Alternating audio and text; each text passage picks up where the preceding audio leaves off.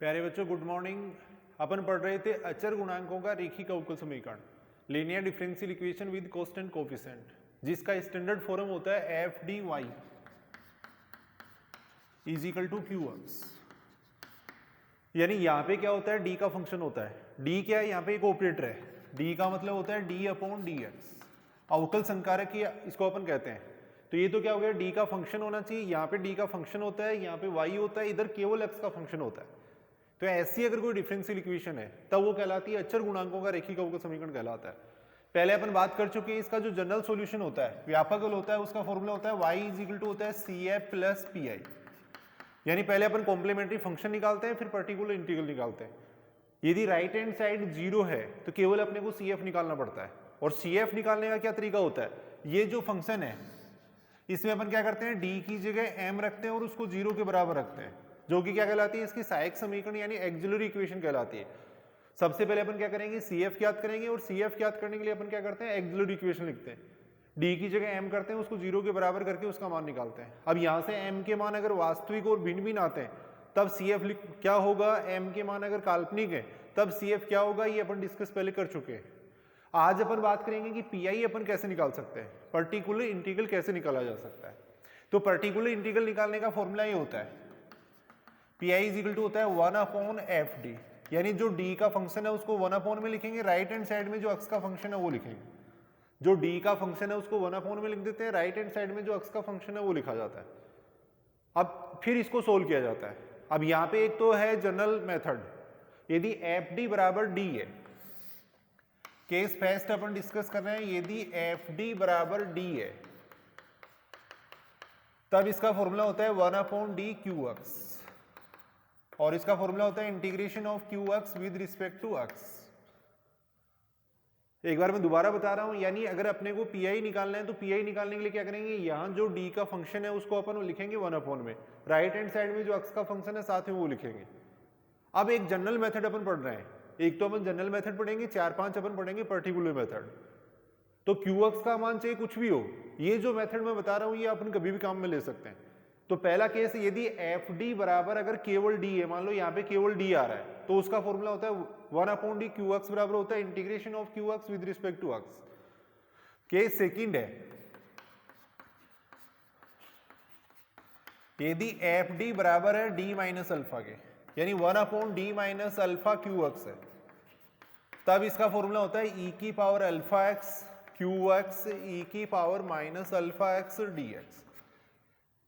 यानी linear factor होना चाहिए 1 अपॉन डी माइनस अल्फा जैसी फॉर्म है, तब उसका फॉर्मूला होता है ई की power alpha x Q x e की power minus alpha x D x. तो ये एक जनरल मेथड है, क्यू एक्स का मान चाहे कुछ भी हो, ये मेथड अपन काम में ले सकते हैं। हालांकि इससे क्वेश्चन थोड़ा बड़ा हो जाता है, तो आगे अपन जो पर्टिकुलर मेथड होंगे वो भी अपन काम में लेंगे, और ज्यादातर क्वेश्चन करने के लिए वही काम में लेंगे। अगर पर्टिकुलर मेथड नहीं लगता है तब अपन ये जनरल मेथड काम में लेंगे। तो एक क्वेश्चन में इससे करके बता रहा हूं, फिर आगे अपन क्या करेंगे, जो पर्टिकुलर मेथड है वो अपन पढ़ेंगे, उस क्वेश्चन करने में उनसे आसानी रहेगी। तो 1 upon D minus alpha Q x बराबर होता है ई की power alpha x Q x e की power minus alpha x D x. एक क्वेश्चन अपन इस सूत्र से करके देख रहे हैं। ये फॉर्मूला मैं सुविधा के लिए यहां लिख देता हूं, 1 upon D minus alpha Q x बराबर होता है ई की power alpha x Q x e की power minus alpha x D x.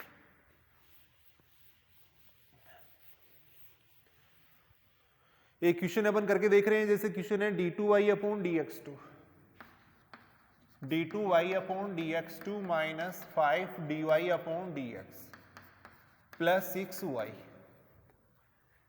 Is equal to है ई की power 4x, is equal to है ई की पावर 4x,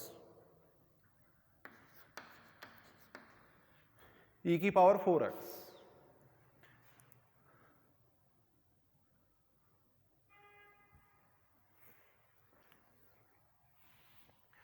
प्यारे बच्चों, सबसे पहले अपने को एग्जाम में ये देखना है कि ये अवकल समीकरण कौन सी अवकल समीकरण है।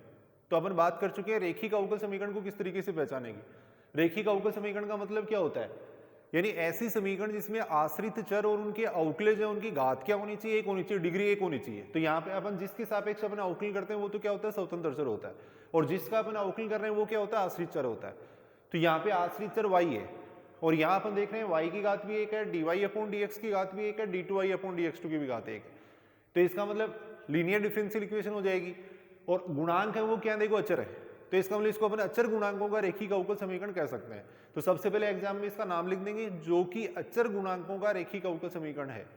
अब अपन क्या करेंगे, देखो डी अपॉन डी एक्स की जगह लिखेंगे कैपिटल डी, तो ये बनेगा D square minus 5d plus 6 y is equal to बन जाएगा e की पावर 4x।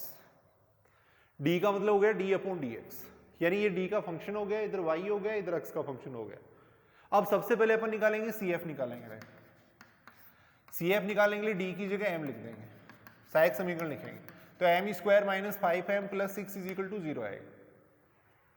CF लिखने के लिए अपन क्या करेंगे, d की जगह m लिख देंगे, फिर उसको 0 के बराबर करेंगे। अब इसको सोल्व करेंगे तो ये बनेगा m minus 2 m minus 3 is equal to 0। यहाँ से m बराबर आ जाएगा 2 और 3, m बराबर आएगा 2 और 3। अब m के मान क्या आ रहे हैं, देखो वास्तविक और भिन्न भिन्न आ रहे हैं, तो इसका CF लिखने का फॉर्मूला अपन पढ़ चुके हैं। फॉर्मूला होता है CF बराबर होता है C1 e की power m1x plus C2 e की पावर m2x, तो ये बन जाएगा C1 e की power m1x plus C2 e की पावर m2x। तो सबसे पहले अपन क्या करेंगे, इसका CF निकालेंगे, फिर अपने को निकालना है PI निकालना है। PI निकालने का तरीका अभी अपने देखा था, सबसे पहले जो D का फंक्शन है इसको 1 अपॉन में लिखेंगे, तो d square minus 5t plus 6, right hand side में जो x का फंक्शन है वो लिख देंगे e की पावर 4x। अब अपने को देखो ये फॉर्मूला काम में लेना है 1 अपॉन डी माइनस अल्फा, तो इसके लिए अपने को क्या करना पड़ेगा, इसके लीनियर फैक्टर करेंगे, फिर जो लीनियर फैक्टर आएगी उसकी इससे अपन कंपैरिजन करेंगे, तो 1 अपॉन डी माइनस अल्फा की तरह इसको लिखेंगे, तो इसके फैक्टर बन जाएंगे d माइनस 2 d माइनस 3। अब इसके पार्शियल फ्रैक्शन कर लेंगे, पार्शियल फ्रैक्शन करेंगे तो कितने आएंगे 1 upon D minus 3, partial fraction कर लेंगे 1 upon D minus 3 minus 1 upon D minus 2, साथ में आ जाएगा e की पावर 4x।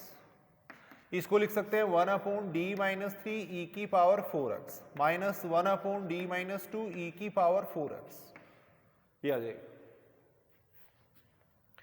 अब इसकी अपन कंपैरिजन करेंगे इससे 1 अपॉन डी माइनस अल्फा क्यूएक्स से अगर कंपैरिजन करेंगे तो अल्फा का मान कितना आएगा 3, तो ये जो सूत्र है इसमें अल्फा की जगह रख देंगे अपन 3 रख देंगे, तो ये बन जाएगा कितना e की पावर 3x।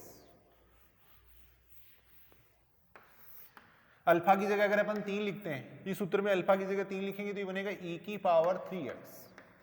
क्यूएक्स का मतलब हो गया e की पावर 4x, फिर आएगा e की power minus 3x dx minus, इससे कंपैरिजन करेंगे अल्फा बराबर 2 आएगा, अल्फा बराबर 2 इसमें रख देंगे, तो e की पावर 2x, e की power minus 2x dx।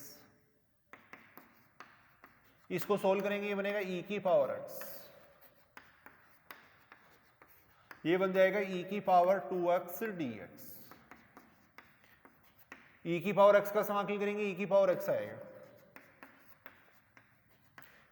e की पावर 2x का समाकलन करेंगे आएगा 1/2 e की पावर 2x। तो यहां से अगर अपन देखें तो ये बन जाएगा e की पावर 4x माइनस 1/2 e की पावर 4x। यहां से इसको सोल्व करेंगे ये बनेगा 1/2 e की पावर 4x। तो इस तरीके से अपन क्या कर सकते हैं, इसका PI निकाल सकते हैं।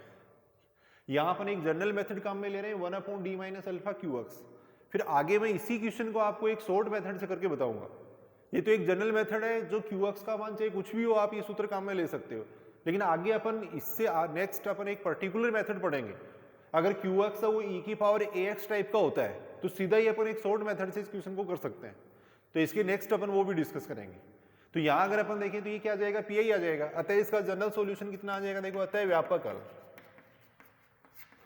व्यापक हल y इज इक्वल टू होता है CF plus PI।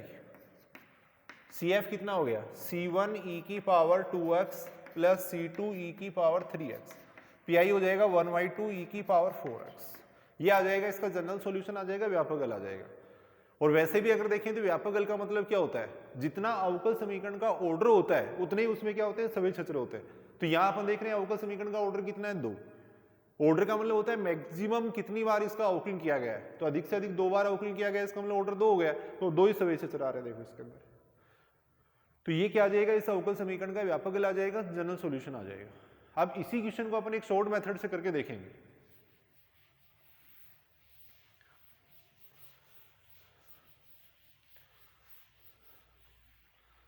Short method अपन पढ़ रहे हैं। शॉर्ट मेथड में सबसे पहले अपन बात कर रहे हैं यदि क्यू एक्स है वो बराबर हो ई की पावर एक्स, क्यू एक्स बराबर हो ई की पावर एक्स, तब क्वेश्चन कैसे करना चाहिए? तो सीधा ही फॉर्मूला होता है 1/fd ई की पावर एक्स। अगर कहीं भी ऐसी स्थिति बनती है तो आपको कुछ भी नहीं करना है, केवल d की जगह x का गुणांक रखना है।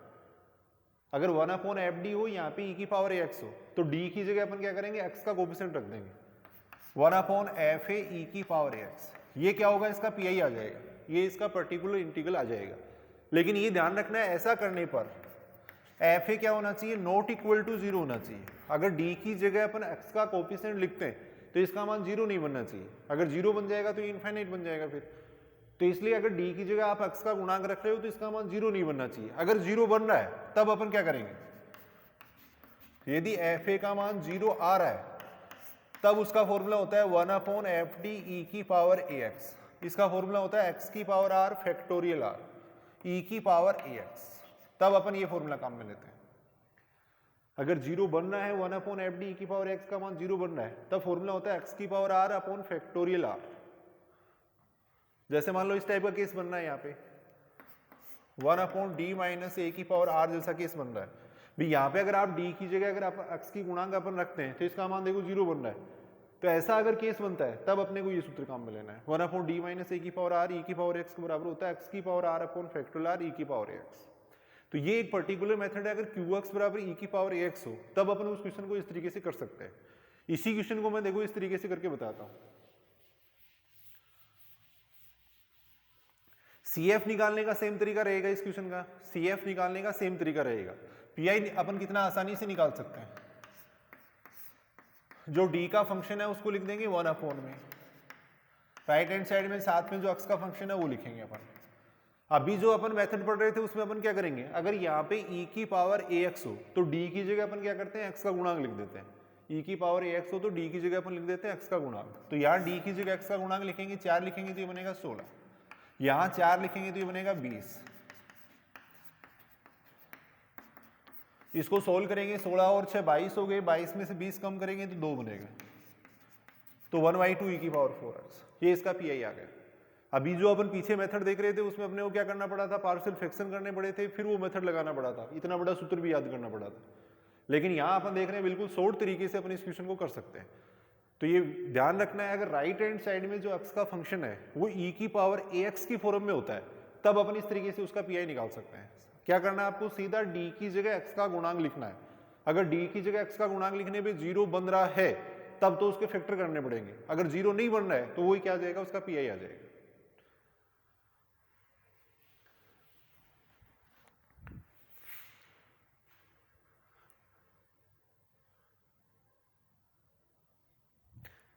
एक क्वेश्चन अपन और करके देखते हैं ऐसा ही।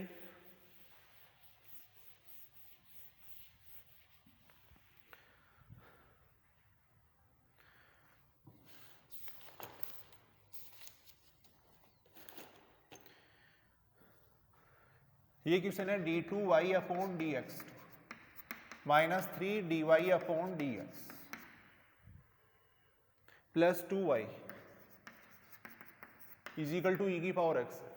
सबसे पहली बात तो ये अचर गुणांकों का रेखिक अवकल समीकरण है। d अपॉन dx की जगह कैपिटल D लिखेंगे तो ये बनेगा d² minus 3d plus 2 y is equal to e की पावर x। ये बन जाएगा। सबसे पहले अपन इसका CF निकालेंगे, CF निकालने का वही तरीका रहेगा। तो अपन यहाँ पे PI निकाल के बताता हूँ आपको। PI सीधा निकाल रहे हैं, PI निकालने के लिए क्या करेंगे, जो d का फंक्शन है उसको 1/, में लिख देंगे d² minus 3d plus 2 e की पावर x। अभी अपन बात कर रहे थे अगर यहाँ पे e की पावर ax का फंक्शन हो तो अपने को क्या करना है, d की जगह x का कोफिशिएंट लिखना है। लेकिन यहाँ पे अगर d की जगह अपन x का गुणांक लिखेंगे तो ये बनेगा देखो 1 माइनस 3 प्लस 2 यानी 0 बनेगा। और जब भी 0 बनता है तब अपने को क्या करने पड़ेंगे, इसके फैक्टर करने पड़ेंगे। तो इसके फैक्टर करेंगे तो ये बनेगा d-1 d-2 e की पावर x। अब अपन d की जगह x का गुणांक लिखेंगे और जिस फैक्टर में 0 नहीं बन रहा है वहां पे सीधा अपन d की जगह x का गुणांक लिख देंगे, और जिसमें फैक्टर बन रहा है वहां पे वो अपन दूसरा सूत्र काम में ले लेंगे। तो ये बन जाएगा 1/d-1। d की जगह लिखेंगे x का गुणांक 1 माइनस 2 यानी -1 हो जाएगा।